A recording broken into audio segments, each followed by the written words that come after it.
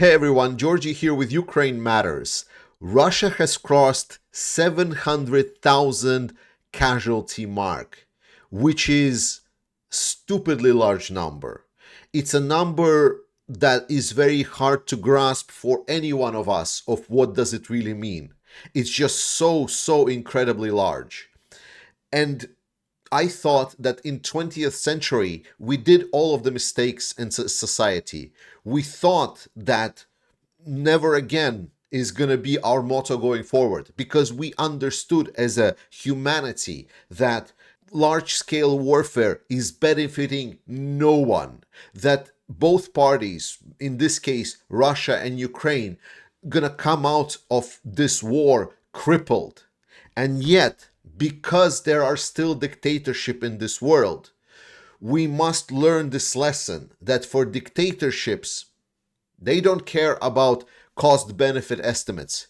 They are acting on their feelings and desires. And that's exactly why we, as democratic nations, need to understand what kind of danger do these dictatorships pose to us, especially because their rhetoric is very clearly stating as soon as they're done with Ukraine, they're going to come after us. And that is what Ukraine matters. But let's return back to the grounded analysis of this. You can argue about the precise numbers, and there has been other sources that were claiming the casualty numbers for Russians, and generally speaking, this number is in a ballpark. But what I want to point your attention, even if you do not believe fully in the number itself, what I want to point your attention towards is the dynamic that is happening. I've been constantly stating that Ukraine is gaining more and more capabilities, that while the help from the allies is slow, is insufficient, while there are a lot of problems in the Ukrainian military, while there is a lot of issues, we are just seeing how Russia is basically self-destructing because Ukrainian capabilities are growing and the Russian tactics, because the quality of their troops is decreasing, is falling under, and they're sustaining a lot more casualties than they did before. Case in point, here you can see the data from the start of this year. On the 1st of January 2024, Russian casualties equaled 360,000 reported by the same sources. So over the course of just this year, and we're still in November, there's still 2 months to go. Over the course of this year, Russian casualties increased not just by a marginal number. No, they doubled. They almost doubled. Okay, it needs to be 720,000 to be completely doubled. But the point still stands. It is ludicrous what Russia is doing. Any kind of other military or any kind of reasonable analysis of the situation would say, like, you're just self-destructing. You are running against the wall and just killing your own population, future, everything. And that's exactly what Russia is doing. So whenever we hear that their propagandists or Russian shills are just stating how well Russia is doing, literally this year, they doubled their losses that they sustained from all of the previous time at the war. But nothing comes easy. And this is what I wanted to be absolutely clear about. A lot of people were blaming me and stating, oh, Georgie, you're just only stating that Ukraine is doing so well and so on. No, Ukraine is not doing well. Ukraine needs more manpower, and their manpower is coming. There is a recruitment process. There are questions in the Ukrainian societies about how much they need to do with regards to their effectiveness on the front line, how much they need to improve their positions. I'm talking about it, but I'm not focusing on it, because for us, looking outside in is a lot more important to understand the general perspective. And more importantly, at least in my opinion, to understand the things that we can influence. Knowing about the internal issues of Ukrainian military and their recruitment process and so on is not really relevant for us, at least again, in my opinion, because we cannot influence it. Ukrainians already are talking about it. Ukrainians already are discussing about what kind of problems their military is having, and they are already proposing solutions on how to improve that military situation. Our job is to understand this general perspective. Where are we standing? Is Ukraine doing better? Is Ukraine doing worse? And does it look like Ukraine is just going to get rolled over with? And if we need to maybe support Ukraine harder. So that's why, for me, most crucial message to deliver is that Russia over this year has lost twice the total number that they lost before the start of this year. That is an incredible situation. It's important for me to underscore and explain that when the situation we're talking about Russia capturing the pocket, for example, of Kurakhova, which is happening right now, people are looking and stating, oh my God, but the speed at which Russia has started capturing this area has now increased. That means Russia is increasing their presence. And it's my job and importance to explain that it's no. The reason they're capturing it faster is because they took a lot of time and they were fighting Ukraine on the more favorable parts of the front line. When these more favorable defensive positions of Ukrainians were captured, it opened the road for Russia to collapse certain parts of the front line because it's less favorable to defend it. It's pretty obvious things. For example, for this Kurakhova pocket, right now, pretty much all of the northern part, by this point, Ukrainians are still present there. They're still fighting in their operations, but generally speaking, there is no major strongholds. So it should be absolutely expected for Russians to close out this pocket. On the southern side, the same exactly happening. Right now, there is only one stronghold position that is left for Ukrainians. It's the Konstantinopolske. Once this one is taken, then Russia is free essentially to capture towards Kurakhova, closing out the pocket. But that's what I'm stating. When we are getting to the situation where there's like last positions that are preventing to capture majority of the territory, at that moment, we should not be surprised that Russia is able to take larger swaths of land. This is just about understanding the mechanics of war. But the better mechanics of war, as I said, is what we are focusing on. What I need you to also understand, why I'm stating that while Ukraine has these issues, that we need to focus on about deliveries of resources to Ukraine. Abundance of military resource such as tanks, vehicles, ammunition, equipment, planes, everything, what it gives Ukraine, it gives more leeway for making mistakes, so to say, because no army in the world is fighting without doing mistakes. It's not. That's just not how it happens. What abundance of resources gives you, the military resource, is if you make mistake, you can prevent that mistake to cost you a lot more, or you can close out that mistake altogether, and you can prevent the severe casualties from that mistakes. Essentially, if we as Western allies will supply Ukraine with more equipment and ammunition, then while Ukraine is changing their structure of their military, while they're adapting to the way Russians are fighting and so on, there are mistakes that are happening, because mistakes happen all the time on all levels of command. Those mistakes will start costing Ukrainians less and less and less in unobtainable resources. They cannot get people that died or get seriously injured back. But that's how Russia is fighting. They are just running through their resources like there is no tomorrow because they have big stockpiles. But these stockpiles are coming to an end. And for Ukraine, it's completely opposite. And that's why I am confident that long run, Ukraine is much more favorable in this. Nordic countries have understood the message that Denmark has delivered. They started making sure that they invest in Ukrainian production. It is incredibly important that it's being done, because producing a lot of stuff in Ukraine is much cheaper. You get a lot more bang for your buck. For example, producing a 155 millimeter artillery shell in European Union can cost up to $8,000. It's stupid as that. It's an incredible amount. In Ukraine, it can be 500 to 1,000. So it's many times less. So for the same amount of money in Ukraine, you can maybe produce 8 shells. And the same goes like if you scale trucks and so on. United States of America, there can be a lot of critique about Joe Biden. You know, I'm critiquing Joe always.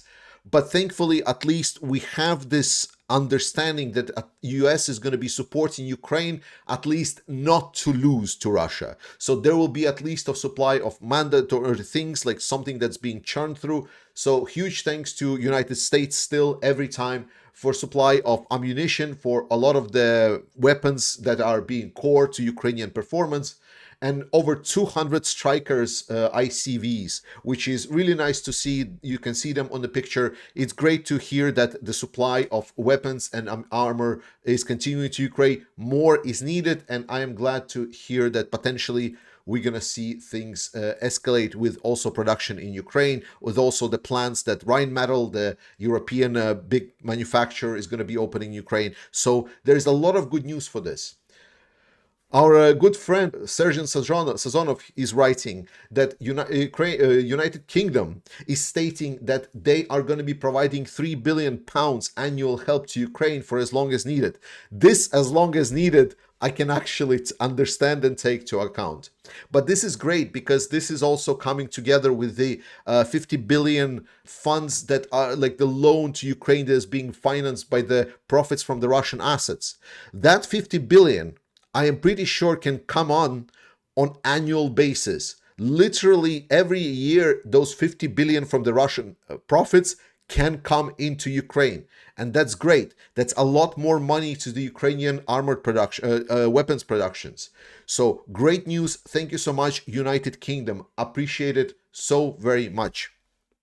Let's go to the political news. Russia has suffered a major loss in Moldova. Russia has two battlegrounds that they wanted to win politically. Really wanted to win. Moldova was crucially important because that's their gateway to Europe. After Ukraine would have fallen, Moldova would be absolutely next. The fact that Moldova is understanding that, I'm hoping that they also considering their military potential and considering growing their military, but at least politically speaking, Moldova, despite the Russian interference, the multi-million-dollar intervention into their politics, there were two elections. There was a vote for the European Union, to join the European Union. So the constitution of Moldova could be amended so they start joining the European Union. And then the second step that they needed to do is they needed to elect the pro-European candidate for the president of Moldova. They did it very fondly. Maya Sandu won with over 55% of the votes. I congratulate Moldova. You're on the right path. Welcome. I hope to welcome you all into the European family as soon as possible. But most important, elections are obviously coming up in just a day or so. I want to say that I will be streaming for a long time. I'm going to be streaming. I've set out like 12 hours that I'm going to be streaming. Hopefully we'll find out who is the winner a bit earlier, but there's going to be a lot of people coming in, like moderators, going to be people from the United States going to voice their opinions. We're going to read through your questions. We're going to explain you what's happening. So if you still have not decided where you're going to watch the elections for United States in 2024, join up this channel. We're going to have a big old stream and we're going to talk about how hopefully Kamala will win. And if you haven't decided who to vote for, well, you should vote Kamala Harris just because she's the right candidate to support Ukraine. And if you're on this channel, I'm hoping you're supporting Ukraine. There is obviously some problem. Like I couldn't just finish it here. And the problem is that our political environment in Europe is yet to adapt. This is something I've been trying to say again and again and again, is that when we're talking about elections, we are democracies, this is our way to go. Recently, Olaf Scholz had a meeting with NATO Secretary General Mark Rutte, in which Scholz just stated that a potential outcome of the war for Ukraine could be that Ukraine remains in some kind of Finland-style neutral state, which is wrong on so many levels. So many levels, like the fact that Finland is already abandoned their neutrality and is joining NATO, the fact that Ukraine was neutral in 2014, that they were denied joining by NATO by Germany beforehand, right? The point is, we are still seeing a lot of this political class that is not ready to take responsibility and completely misunderstands the situation they're in. 3 years of the Russian aggression into European state Russia bringing in North Korean troops, building axis of evil, using all kinds of weapons against civilians, murdering, raping, committing the worst crimes of that humanity have seen repeated once again. And we still have people in our political environment that learned nothing, understood nothing. So we're going to be discussing the US elections obviously next, but I call on people in Germany and other countries to, when it comes there, I cannot follow everything. When there comes time for you to select, please spread the word, spread the understanding, spread the desire for our political class to get their head out of their asses and start realizing that the world before 2022, February 24th, is never coming back. We are living in absolute different reality, and that reality comes with immense challenges, and we cannot just continue business as usual, sit down with a cup of tea and just pretend that everything is just going to sort itself out. I want to finish today's episode on a very hilarious story. So as you know, Russian economy is going to the shitter. And one of the major problems they're experiencing right now is that they are running out of butter. They are just not having enough manpower on their butter production facilities because a lot of that manpower is being dragged over to work into the weapons manufacturing. Russia is running out of the simple components, simple workforce for the production of butter, and they're having troubles getting a lot of the equipment, and they're having trouble getting that butter to be cheap enough so it's competitive price so they get some profits. A lot of the Russian economic problems I covered in the latest couple of videos, but the point is, Ukraine is a big exporter of a lot of produce, including butter, and they're supplying butter to a lot of countries all across the world. And one of the countries they're supplying butter to and selling butter across the world is United Arab Emirates. So what happened is because Russians were running out of butter, they decided to buy in butter from the United Arab Emirates because buddies. Well, it turns out that the butter that United Arab Emirates has sold to Russia is made in Ukraine. So Russia is technically financing Ukrainian economy because their economy is doing so poorly. It's a very funny story. I am very amused, and I hope you are amused as well. And if you are amused, I would call you to action today and participate into our ongoing fundraiser for the Ukrainian armed forces to get the trucks and drones to the Ukrainian armed forces. We are already almost halfway there. Let's do it. Join up for the stream that I will do for the US elections.